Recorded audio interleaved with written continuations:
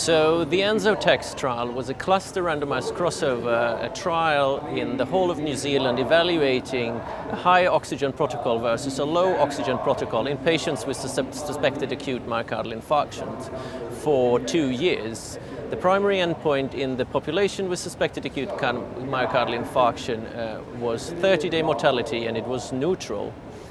They reported some subgroup analyses with a possible effect in patients with STEMI. So what is the difference of this trial as compared to other trials before? One of the main differences is the trial concept, as they recruited all of the patients due to the fact that they did not need individual consent. They used a pragmatic design which made the trial feasible.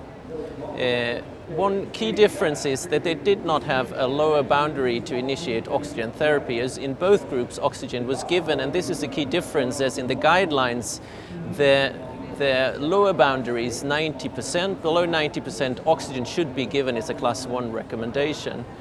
I believe up to today the recommendation was that oxygen should not be given in patients with a saturation of 90 or above, and I think this is further strengthened today, and we have now good data to support a stricter recommendation to a Class A recommendation in these patients.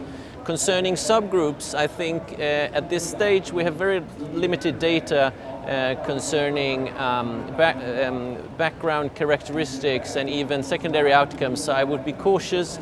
It would be very interesting to get more results from the trial, and maybe even new trials to address the remaining key questions: when to initiate oxygen therapy, and are there subgroups of interest as compared to that need air or oxygen?